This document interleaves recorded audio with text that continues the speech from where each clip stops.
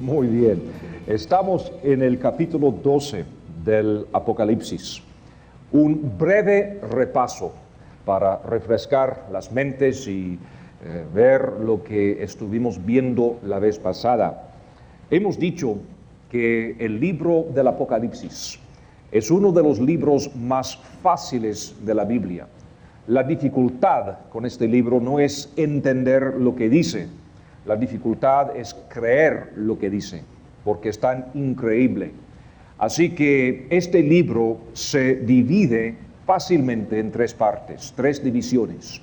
Los capítulos 1 al 3 tratan de la era de la iglesia. Es una profecía de estos casi 2000 años que llevamos ya de la iglesia. Una parte del libro bosquejada por 7 cartas dictadas por el Señor Jesucristo a 7 iglesias en Asia Menor. Comenzando con el capítulo 4 hasta el capítulo 19, tenemos una profecía de un tiempo venidero de 7 años que se llama la tribulación. Y en esta parte del libro tenemos 4 vistas de esta tribulación.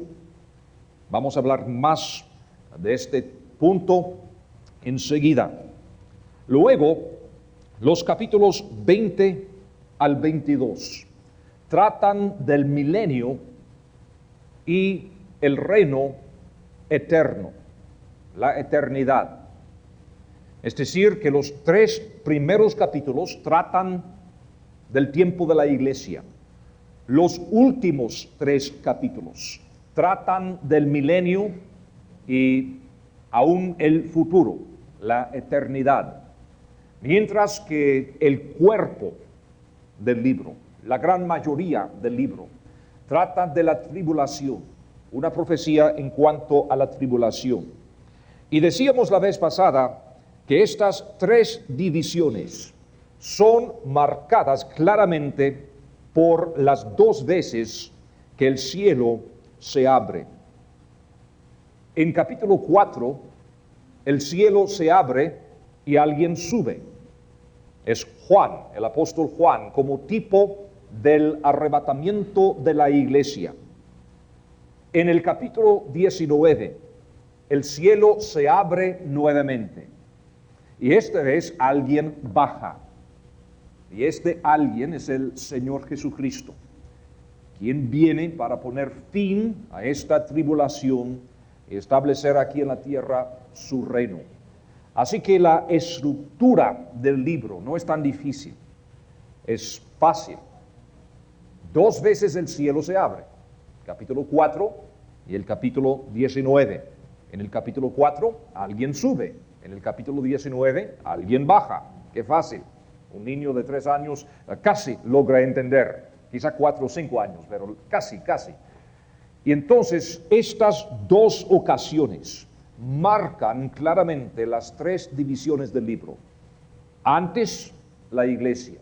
En medio, la tribulación. Después, el milenio y la eternidad. Ahora, hablando específicamente del cuerpo de este libro, que se trata de la tribulación, les dije que el Señor nos da 4 puntos de vista de esta tribulación, precisamente como tenemos 4 evangelios, para que tengamos una idea completa de la persona de nuestro Señor Jesucristo. Los 4 evangelios nos dan este cuadro totalmente completo de la personalidad y los hechos, el ministerio de nuestro Señor Jesucristo. Y así es que el Señor también nos ha dado 4 puntos de vista de la tribulación. Y hasta aquí hemos visto 2 de estas vistas de la tribulación. Primero, en el capítulo 6, una serie de sellos, 7 sellos. Y nos pintan toda la historia de esta tribulación desde la tierra. Es decir, en el capítulo 6 estamos viendo este tiempo de tribulación desde la tierra. El capítulo 7 es un paréntesis. En el capítulo 8 hasta el capítulo 11 tenemos otra vista de la tribulación, desde principio hasta fin. Esta vez, vista desde el cielo. Primero vimos la tribulación desde la tierra. Ahora, en los capítulos 8 al 11, vemos lo mismo, pero desde otra perspectiva, desde el cielo, a través de una serie de 7 trompetas. Hace unos años, algunos estudiosos trataban de establecer algún orden cronológico de todos estos sucesos, pero la verdad es que la cronología no tiene lugar jamás en la profecía bíblica. En el Antiguo Testamento los profetas veían cosas que tuvieron que ver con la primera venida de Cristo, luego con la segunda, otra vez la primera, otra vez la segunda, es decir, sin ninguna cronología, viendo eventos, viendo claves y no tratando de establecer este hilo cronológico. Y cuando tratamos de ver el libro del Apocalipsis, buscando este hilo cronológico, es imposible. Hay muchas ideas, muchas teorías, pero no resultan. Mejor entender que el Señor nos da 4 vistas completas de la tribulación. Ahora, aquí en el capítulo 12, estamos comenzando la tribulación por tercera vez. Pero esta vez vamos a ver otra perspectiva. Esta vez la perspectiva hebrea. Es imposible entender la historia en cualquier momento sin entender a la misma vez lo que está pasando con la nación de Israel en ese tiempo. En este instituto, el hermano Felipe enseña un curso sobre la historia eclesiástica. Y una de las cosas claves de este curso es su enseñanza basada en la perspectiva hebrea. Casi todos los libros de texto que tenemos sobre la historia eclesiástica son libros escritos siguiendo el bosquejo católico romano de lo que ha pasado. Y por lo tanto es un poco difícil entender en cualquier momento lo que Dios está haciendo. Es decir, cualquiera pueda coleccionar un montón de datos y decirte lo que está pasando. Pero la historia bíblica es mucho más. Porque uno no puede entender la historia sin entender lo que Dios está haciendo. Y uno no puede entender lo que Dios está haciendo si no entiende lo que Dios está haciendo con Israel. Porque Israel es la clave. Así que cualquier estudio de la historia necesariamente tiene que entender la posición de Israel en dado momento. Así que no es ninguna sorpresa que aquí comenzando en el capítulo 12 tenemos una perspectiva hebrea de lo que va a pasar en este tiempo de la tribulación. Y espero que esta tarde se aclaren muchas dudas y preguntas referentes a otros pasajes de la Biblia, como por ejemplo Mateo 24 y 25. Porque si no entendemos lo que Dios está haciendo con Israel en este tiempo de tribulación, será imposible entender el resto de la Biblia. Además, vamos a ver los personajes claves de este tiempo en esta vista de la tribulación. Vamos a ver aquí a Dios, una mujer, un dragón, un hijo varón y 2 bestias. y además Miguel, el arcángel. Así que vamos a conocer en estos capítulos los personajes claves de este tiempo. Un famoso escritor y estudioso bíblico dijo una vez, el doctor Ironside, que ya tiene muchos años de estar con el Señor, pero en los primeros años de este siglo era un hombre muy usado por el Señor, enseñando la palabra del Señor. Y él dijo una vez algo que siempre recuerdo, dijo que había leído muchos comentarios sobre este libro del Apocalipsis. Y él aprendió a comenzar en el capítulo 12. Si alguien le regalara un comentario sobre Apocalipsis, el doctor Ironside de inmediato buscaría el capítulo 12 para ver cómo lo trataba el comentarista. Porque si no lograba entender bien el capítulo 12, no podría entender nada en cuanto a este libro. Así que podría ahorrar mucho tiempo. Y si este tipo no lograba dividir bien y explicar bien el capítulo 12, no valdría la pena leer el resto de su libro, porque esto quiere decir que definitivamente no puede entender el libro, tan clave el capítulo 12. ¿Por qué? Bueno, vamos a ver. Comenzando aquí en capítulo 12, el primer versículo. Ahora, después de esta introducción y breve repaso, vamos a orar. Padre Santo, ahora hemos llegado al momento de abrir tu palabra. Específicamente nos corresponde, Señor, este libro del Apocalipsis. Y tú sabes el deseo que guardamos muchos en nuestros corazones de entender bien este libro. Estamos convencidos, Señor, de que vivimos los últimos días antes de estos acontecimientos. Y por lo tanto, Señor, anhelamos estar preparados, listos para cualquier cosa. Señor, nos has dado una misión. Mi oración es que este estudio no sirva tan solo para jactarnos de nuestro conocimiento bíblico, sino que sirva para humillarnos ante tu gran plan. Y que podamos salir con un nuevo sentido de urgencia e importancia en cuanto a esta misión que nos has encomendado. Ahora, Señor, nuestro deseo es aprender de tu Espíritu Santo, que Él nos enseñe, y todo esto te lo suplicamos en el nombre precioso de nuestro Señor Jesucristo. Amén. Apareció en el cielo una gran señal, una mujer vestida del sol, con la luna debajo de sus pies, y sobre su cabeza una corona de 12 estrellas. Y estando encinta, clamaba con dolores de parto en la angustia del alumbramiento.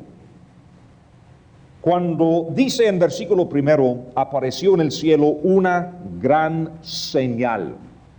Esa frase, una gran señal, es clave, porque la palabra señal, tanto en nuestro idioma como en el griego, implica que aquí se trata del simbolismo, una señal, y no de una mujer literal.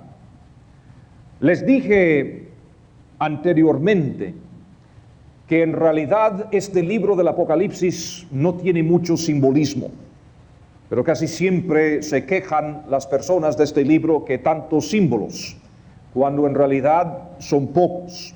Y los pocos símbolos que aparecen son claramente marcados, o en el mismo contexto, o por cualquiera que haya leído el Antiguo Testamento, entiende perfectamente bien unos cuantos símbolos consistentes empleados a través de toda la Biblia. Y aquí el Señor nos está anunciando claramente, aquí una señal. Aquí tenemos algo simbólico. Hasta acá hemos visto hechos reales. Aquí algo simbólico. Y lo más probable es que lo que sucede acá es tan increíble que es imposible relatar detalladamente lo que va a pasar. Lo mejor es utilizar símbolos. En el drama de los griegos en aquel entonces, los griegos eran pioneros, se puede decir, en el drama, y es imposible a veces, digamos, en una plataforma, con un grupo de personas, representar algo en gran escala como una batalla, por ejemplo. Entonces los griegos aprendieron a utilizar señales, símbolos, para que la gente tuviera idea de lo que pretendían comunicar. Y Dios aquí está empleando el mismo sistema. Se trata de algo tan grande que es imposible que el hombre captara así nomás lo que está pasando. Entonces el Señor dice que aquí una señal, algo simbólico, para comunicar algo tan importante que es imposible decirles en palabras literales lo que va a pasar. Una señal. Ahora, una regla básica del estudio bíblico que hemos aprendido: aceptamos lo que la Biblia dice literalmente, a menos que la misma Biblia nos dice que se trata del simbolismo o que sea obvio. Y aquí tenemos un caso de estos. Ahora, en nuestra cultura no tengo que decirles la interpretación privada y normal de esta mujer, porque en tantas casas y lugares públicos, pues ¿quién no ha visto estos cuadros famosos de María, ¿verdad?, con las estrellas y todo esto, pensando que esta mujer es María? Apareció en el cielo una gran señal, una mujer vestida del sol con la luna debajo de sus pies y sobre su cabeza una corona de 12 estrellas. Y estando encinta, clamaba con dolores de parto en la angustia del alumbramiento. Ahora, la razón, y en realidad no es ilógico, hace mucho sentido creer que se tratara de María si lo único que tuviéramos es lo que hemos leído, porque dice aquí en versículo 5, y ella dio a luz un hijo varón que regirá con vara de hierro a todas las naciones, y su hijo fue arrebatado para Dios y para su trono. Así que muchos, no tan solo los católicos romanos, sino otros también creen que esta mujer es María. Ahora, mi propósito esta tarde no es criticar, no es ofrecer otra interpretación privada, sino escudriñar lo que dice la Biblia.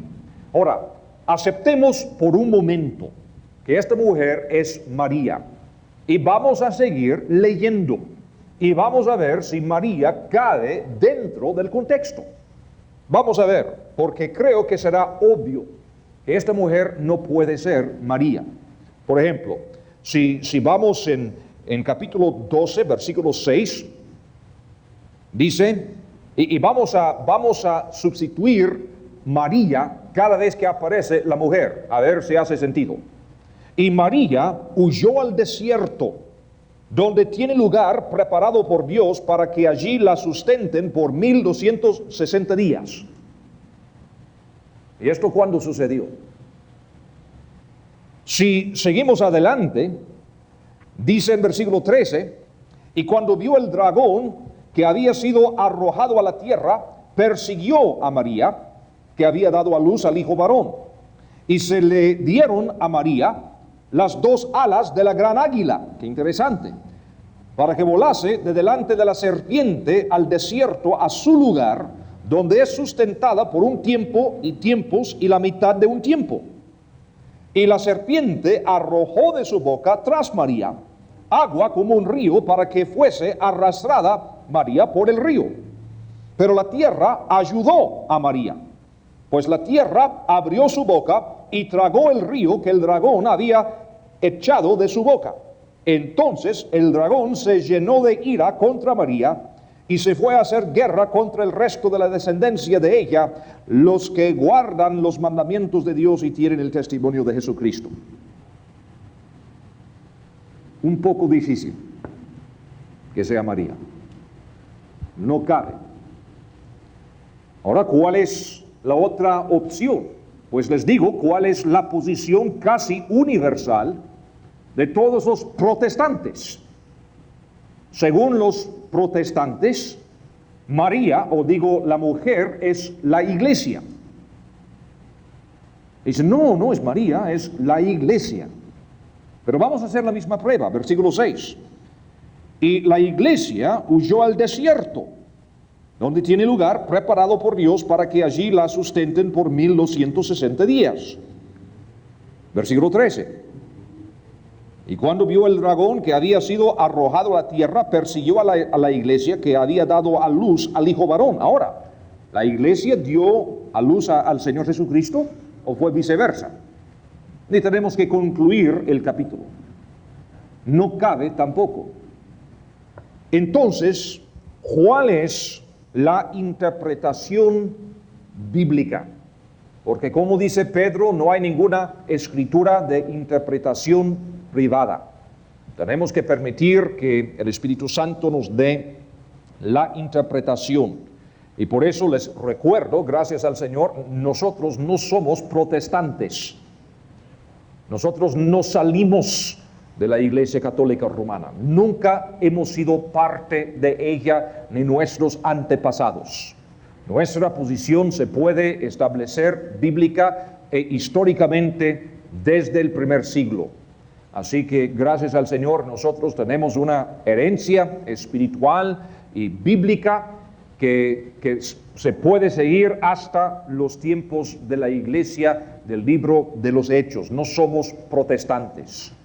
Así que quiero que sepan que rechazo la interpretación católica romana, pero a la misma vez rechazo de la misma forma la interpretación protestante. Prefiero la interpretación de la Biblia, porque como les he dicho miles de veces ya, la Biblia se define a sí misma, y siempre es así. Y en la misma Biblia, sin saber ni una palabra del griego ni del hebreo, en la misma Biblia tenemos otra profecía que tiene los mismos elementos. Ahora, no es la misma profecía, por favor, no busquen que haya una correspondencia entre lo que se dice, pero son los mismos elementos. Y se encuentra en Génesis capítulo 37, no hay que buscarlo, pero en Génesis capítulo 37, en los versículos 9 al 10, José tiene un sueño y ve los mismos elementos. Y allí, como Apocalipsis capítulo 12, estamos hablando de la nación de Israel. La nación de Israel. Es cierto que María dio a luz al Señor Jesucristo, pero tenemos que recordar que María era judía y fue la nación de Israel que nos dio nuestro Salvador. En todo el Antiguo Testamento, Israel es representada por la figura de una mujer. Así que lo que estamos viendo acá no es ningún misterio para ningún judío del primer siglo, ni debe ser un misterio para cualquiera de nosotros hoy en día que hemos leído el Antiguo Testamento, viendo que esta mujer constantemente en el Antiguo Testamento es figura de Israel. Les doy unos ejemplos. Isaías 54, uno de muchos ejemplos. Isaías capítulo 54, el primer versículo. Regocíjate, oh estéril, la que no daba luz, levanta canción y da voces de júbilo, la que nunca estuvo de parto, porque más son los hijos de la desamparada que los de la casada, ha dicho Jehová. Ensancha el sitio de tu tienda, y las cortinas de tus habitaciones sean extendidas, no seas escasa. Alarga tus cuerdas y refuerza tus estacas, porque te extenderás a la mano derecha y a la mano izquierda, y tu descendencia heredará naciones y habitará las ciudades asoladas. No temas, pues no serás confundida, y no te avergüences, porque no serás afrentada, sino que te olvidarás de la vergüenza de tu juventud, y de la afrenta de tu viudez no tendrás más memoria, porque tu marido es tu hacedor, Jehová de los ejércitos es su nombre, y tu Redentor, el Santo de Israel, Dios de toda la tierra, será llamada. Israel es la esposa de Dios Padre, precisamente como la iglesia se representa en la Biblia como la esposa o la novia del Señor Jesucristo. Así que la mujer es Israel. Jeremías capítulo 3 es otro ejemplo. Y no vamos a tomar el tiempo para dar lectura a este capítulo, pero Jeremías capítulo 3, los versículos 1 al 14, hablan nuevamente de Israel como una mujer. Y además vamos a ver que todas las profecías en cuanto a esta mujer que tenemos acá en Apocalipsis capítulo 12 encajan perfectamente con las profecías del Antiguo Testamento referente a Israel. Por ejemplo, vamos a volver ahora a Apocalipsis capítulo 12. Apocalipsis capítulo 12. Y dice en versículo 6, y la mujer huyó al desierto, donde tiene lugar preparado por Dios, para que allí la sustenten por 1260 días. Ahora, siempre estamos en el contexto de la tribulación, este tiempo venidero, aquellos días. Y el Señor dice que esta mujer, quien quiera que sea, pero vamos a ver que es Israel, quien quiera que sea, esta mujer irá al desierto y será sustentada por Dios. Ahora, vamos a buscar Oseas capítulo 2. El profeta Oseas. Daniel, Oseas 2, versículo 14. Hablando siempre de Israel. Pero he aquí que yo la traeré y la llevaré al desierto y hablaré a su corazón y le daré sus viñas desde allí y el valle de Acor por puerta de esperanza. A propósito, este valle de Acor se llama así por el pecado en los días de Josué, este pecado de haber quitado del botín de la batalla de Jericó. Y ahora este lugar, que fue un recordatorio siempre de la maldición, se convierte en un lugar de esperanza. ¿Cómo es nuestro Dios?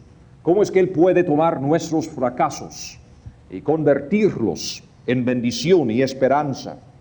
Y dice, y allí cantará como en los tiempos de su juventud, y como en el día de su subida de la tierra de Egipto.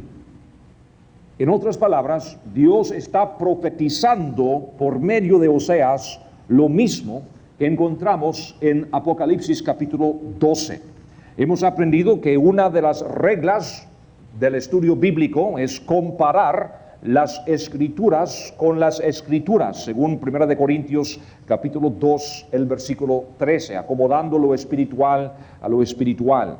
Así que por comparar las escrituras con las escrituras, podemos ver que esta mujer no es María, tampoco es la iglesia, es la nación de Israel. Otra vez en Apocalipsis capítulo 12, esta vez el versículo 14.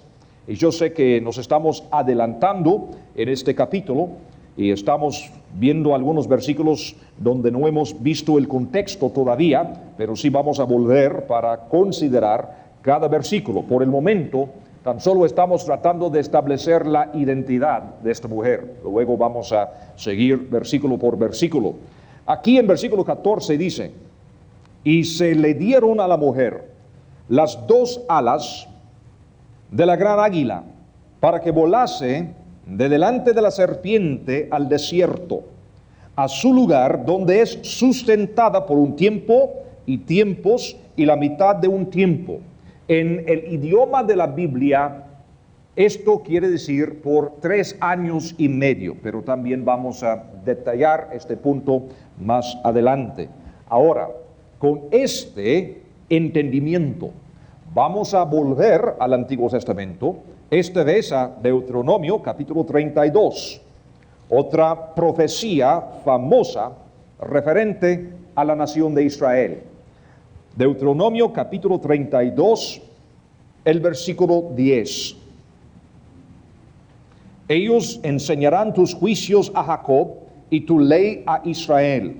Pondrán el incienso delante de ti y el holocausto sobre tu altar. Bendice. Lo siento. 32. Yo estaba leyendo capítulo 33 y dije, ¿qué cosa? No hace sentido. ¿Cómo no? Como les dije, el capítulo 32, lo que pasa es que no puedo leer. Capítulo 32, versículo 14.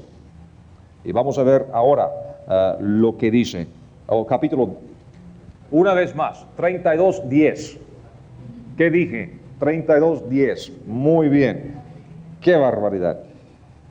Le halló en tierra de desierto y en yermo de horrible soledad. Lo trajo alrededor, lo instruyó, lo guardó como a la niña de su ojo. Como el águila que excita su nidada, revolotea sobre sus pollos, extiende sus alas, los toma, los lleva sobre sus plumas. De nuevo, estamos viendo la protección de Dios en una tierra de desierto y la conexión siempre con las alas del águila. Y vamos a explicar todo esto más adelante. Por el momento, como digo, tan solo estamos tratando de establecer la identidad de esta mujer. La mujer es Israel. Y si no lo entiendes muy bien, yo creo que antes de concluir el estudio de este capítulo, puedes ver claramente que ni María ni la iglesia cabe dentro de este cuadro profético. Tan solo Israel cabe, comparando la Escritura con la Escritura. Y tenemos que recordar que Juan históricamente está escribiendo a unas personas que entienden perfectamente bien el Antiguo Testamento, siempre en un tiempo cuando muchos de los creyentes eran judíos, como el mismo Juan. Ahora, otra vez más, en Apocalipsis capítulo 12. Apareció en el cielo una gran señal, una mujer vestida del sol, con la luna debajo de sus pies, y sobre su cabeza una corona de 12 estrellas, vestida del sol, resplandeciente de la gloria del Señor. El sol es un cuadro de Dios en la Biblia, con la luna debajo de sus pies.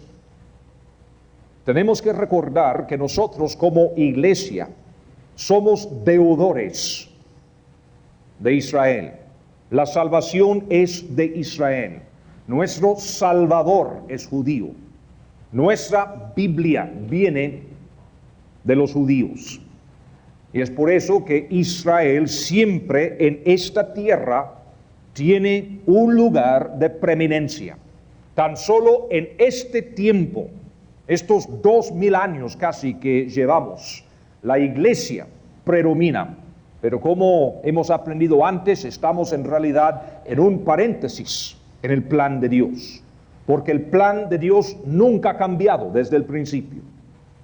Escoger un pueblo y establecer un reino eterno por medio de este pueblo. Ahora, no es decir que los demás pueblos no pueden ser salvos, por supuesto que sí. Esto siempre ha sido el plan del Señor, la salvación de los gentiles, pero a través de Israel. Y ahora les recuerdo que la iglesia en este tiempo ha sido arrebatada. Nuevamente Dios trata a Israel directamente aquí en la tierra. Y por eso tenemos a esta mujer vestida del sol, con la luna debajo de sus pies y sobre su cabeza una corona de 12 estrellas. Por supuesto, las 12 tribus de Israel. Y estando encinta, clamaba con dolores de parto en la angustia del alumbramiento. Versículo 3. También apareció otra señal en el cielo. Y la palabra implica otra señal de la misma naturaleza, es decir, que de nuevo se trata del simbolismo. Y aquí un gran dragón escarlata, que tenía 7 cabezas y 10 cuernos, y en sus cabezas 7 diademas.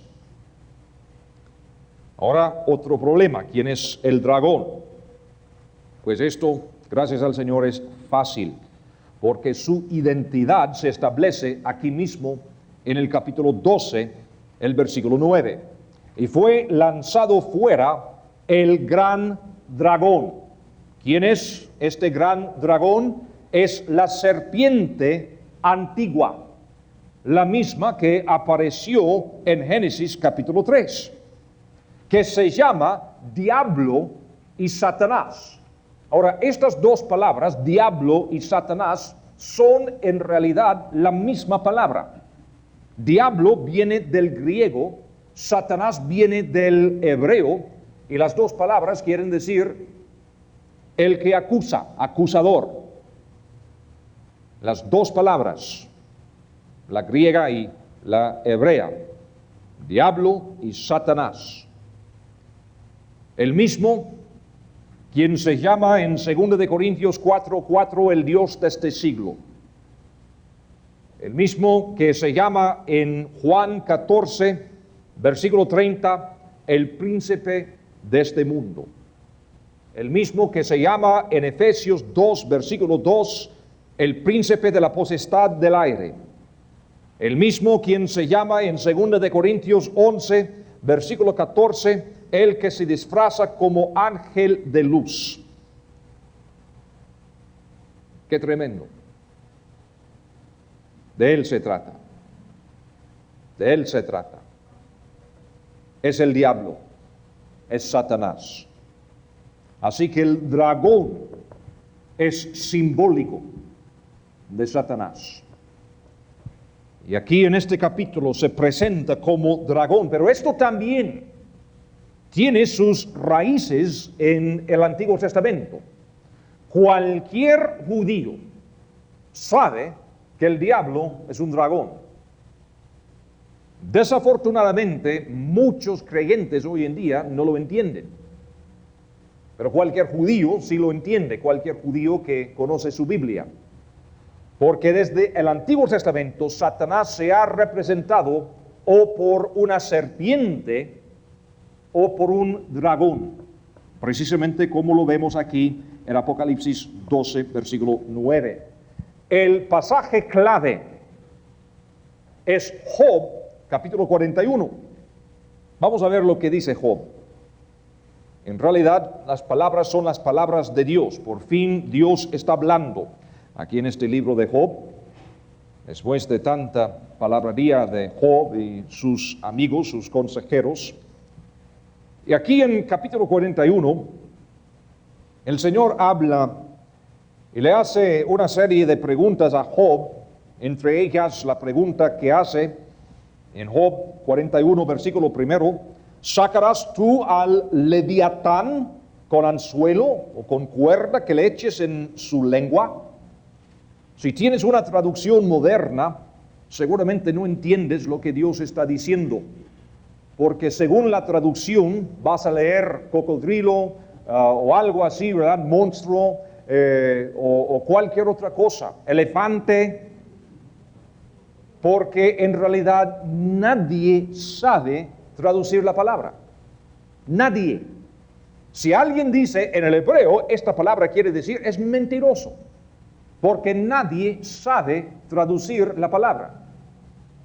Y gracias al Señor en la Reina Valera que nos ha llegado, en vez de traducir la palabra, han dejado la palabra tal como es, Leviatán. Ahora sabemos que Leví es una raíz que nos da la palabra unido, y la última parte de la palabra viene de una raíz hebrea que quiere decir serpiente, es decir, hasta este dragón tiene algo que ver con la serpiente, es la serpiente unida, si aceptamos literalmente el sentido de las palabras hebreas. Pero aún así, nadie sabe decir, bueno, es tal animal. Es imposible, nadie sabe cuál es la traducción. Entonces la cosa más honesta es dejar la palabra tal como es, Leviatán. Leviatán, la serpiente unida, el dragón. Dios habla mucho acerca de Leviatán. De hecho, todo el capítulo tiene que ver con él. Pero ¿cómo es que Dios va a hablar todo un capítulo en cuanto a algún elefante? Nada tiene que ver. En versículo 9 dice, he aquí que la esperanza acerca de él será burlada, porque aún a su sola vista se desmayarán. Es horrible este Leviatán. Dice más adelante en el versículo 23, las partes más flojas de su carne están endurecidas, están en él firmes y no se mueven. Su corazón es firme como una piedra y fuerte como la muela de abajo. ¿Quién tiene un corazón como piedra? Además dice en versículo 33, no hay sobre la tierra quien se le parezca, animal hecho exento de temor. Exento de temor. Menosprecia toda cosa alta. Es rey sobre todos los soberbios. Uno no tiene que ser estudioso para entender de quién estamos hablando. Hay tan solo un rey sobre todos los soberbios.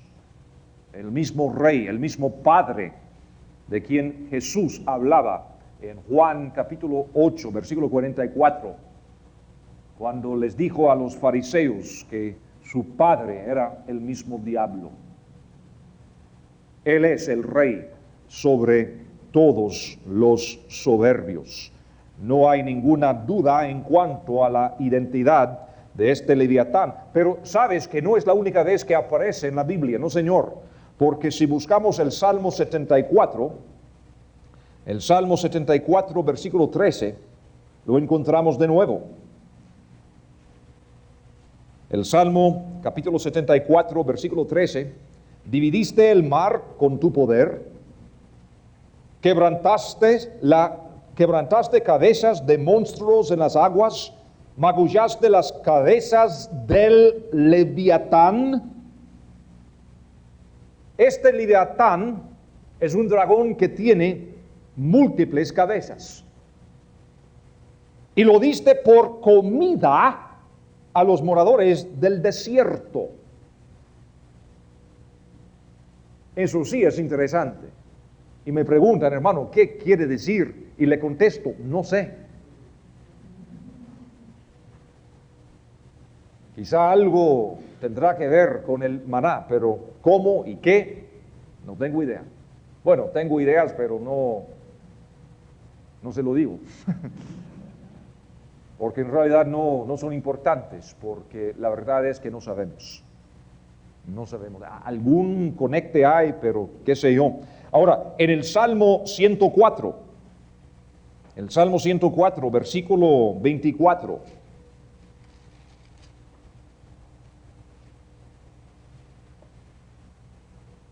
Cuán innumerables son tus obras, oh Jehová. Hiciste todas ellas con sabiduría. La tierra está llena de tus beneficios.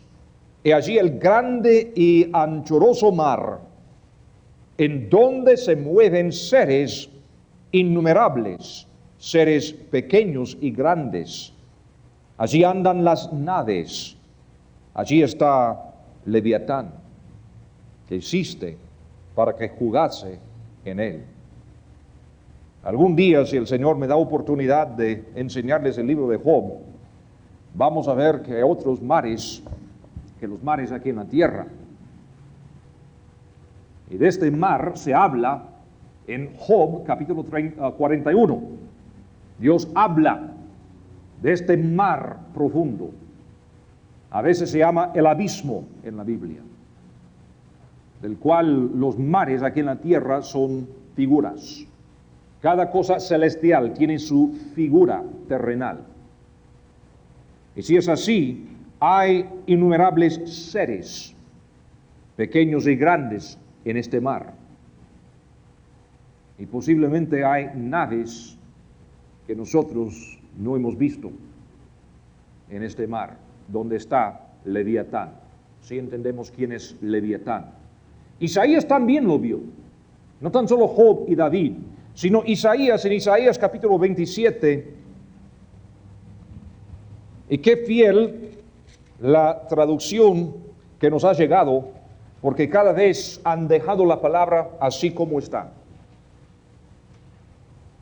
Hoy en día es muy popular tratar de poner la Biblia en un lenguaje contemporáneo y, por supuesto, la palabra del Señor es contemporánea, no hay ningún problema, pero muchas veces con el afán de simplificar la Biblia, la complican.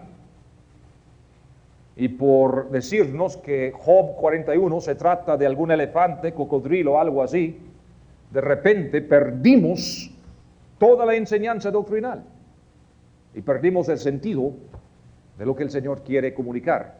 Y nunca hacemos la conexión con esos otros pasajes, como por ejemplo aquí, Isaías 27, primer versículo: en aquel día Jehová castigará con su espada dura.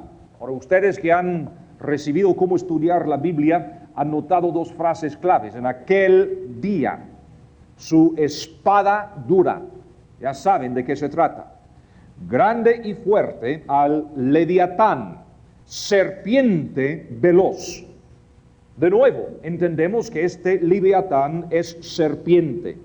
Y al Leviatán, serpiente tortuosa. Y matará al dragón que está en el mar. Igual al Apocalipsis 12 nos dice que este Leviatán es serpiente y es dragón.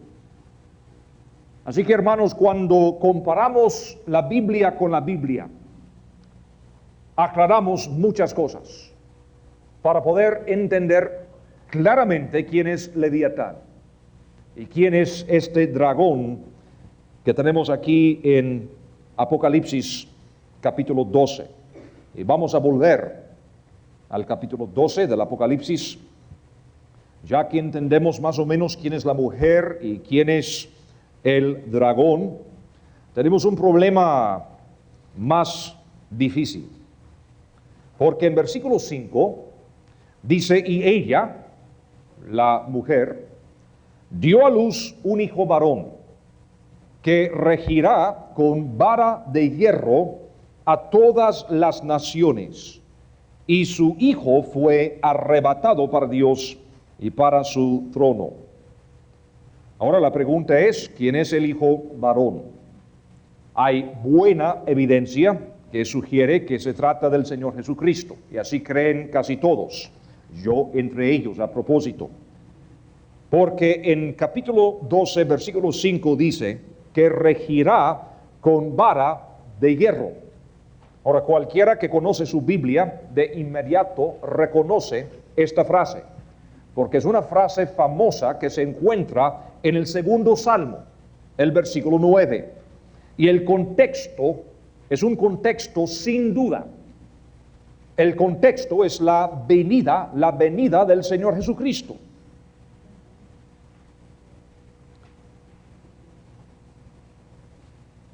Dice en versículo 9 del segundo salmo: los quebrantarás con vara de hierro, como vasija de alfarero los desmenuzarás. Ahora pues, oh reyes, sed prudentes, admitid amonestación, jueces de la tierra. Servid a Jehová con temor y alegraos con temblor. Honrad al Hijo, para que no se enoje y perezcáis en el camino, pues se inflama de pronto su ira. Otro versículo citado en el Nuevo Testamento. Si tiene una de estas Biblias con la letra de color rojo, notan que todo el Salmo se trata del Señor Jesucristo, porque todos los estudiosos de la Biblia reconocen que es una profecía mesiánica. Obviamente, en Apocalipsis capítulo 12, cuando dice: y ella dio a luz un hijo varón, que regirá con vara de hierro a todas las naciones, estamos hablando del Señor Jesucristo. En capítulo 12, versículo 4, vamos a volver un momento para ver algo en cuanto a este dragón. Y luego vamos a volver para entender los detalles. Por el momento tan solo estamos tratando de establecer la identidad de los caracteres principales. Su cola arrastraba la tercera parte de las estrellas del cielo y las arrojó sobre la tierra. Estamos hablando de este dragón y estamos hablando de las estrellas del cielo, la tercera parte. En Apocalipsis 1, versículo 20, este simbolismo se nos dio claramente. Las estrellas son los ángeles. Estamos hablando de la rebelión de este dragón y cómo es que él jaló consigo la tercera parte de las estrellas o los ángeles del cielo y las arrojó sobre la tierra. Y el dragón se paró frente a la mujer que estaba para dar a luz, a fin de devorar a su hijo tan pronto como naciese. Y aquí la historia del Antiguo Testamento. Porque la historia del Antiguo Testamento es la historia de los esfuerzos de Satanás para prevenir la llegada del Señor Jesucristo, o cuando menos destruirlo al llegar. Y esta nación que estaba para dar a luz fue atacada constantemente por el diablo, tratando de cortar este linaje mesiánico. Así que todo lo que estamos viendo acá en capítulo 12 del Apocalipsis concuerda con el resto de la Biblia. Ahora, la dificultad en cuanto a este hijo varón es que algunos sugieren, y también tienen razón, que posiblemente este hijo varón es también una representación profética de los 144,000 testigos. Por lo que vemos en Isaías capítulo 66, el versículo 7. Isaías 66, el versículo 7.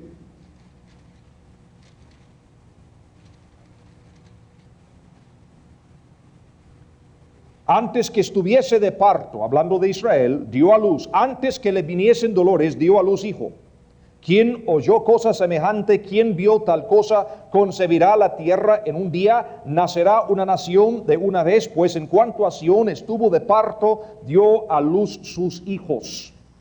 Estamos hablando no del nacimiento del Señor Jesucristo, estamos hablando acá del renacimiento de la nación de Israel durante la tribulación, es decir, la conversión milagrosa de los 144,000, utilizando la misma figura. Ahora, hay otro versículo de profecía parecida en Jeremías 30, los versículos 6 al 9, que se lo menciono, no vamos a leer este versículo, Jeremías 30, 6 al 9. Pero hermanos, muchas veces en la Biblia la profecía admite doble significado. Y los 144,000 testigos de Jehová, todos son tipos del Señor Jesucristo, es decir, su representación aquí en la tierra. Así que el hecho de ver dos profecías parecidas, una en cuanto al Señor Jesucristo y otra en cuanto a los 144,000 testigos, no es rara cosa. Es algo que sucede con frecuencia en la Biblia, ver una profecía que tiene un doble cumplimiento, pero en su sentido normal, digámoslo así. Este hijo varón, por supuesto, es una representación simbólica del Señor Jesucristo, quien nació de la nación de Israel y quien después de su crucifixión y resurrección fue arrebatada al cielo, como lo vemos aquí en versículo 5 del capítulo 12. Su hijo fue arrebatado para Dios y para su trono. Y por supuesto, como digo, el sentido principal, el sentido básico, tiene que ser el Señor Jesucristo, comparando la Escritura con la Escritura, aunque es posible ver algún doble sentido, y pues nosotros también hablamos con doble sentido, vamos a darle al Señor la misma oportunidad. Así que si vamos a ver algún parecido con los 144,000, bien, así sucede muchas veces en la palabra del Señor, y ellos también experimentan un arrebatamiento. Pues nosotros no vamos a experimentar un arrebatamiento en estos momentos, creo que no, puede suceder, pero lo que sí vamos a experimentar es un breve descanso de unos 5 minutos.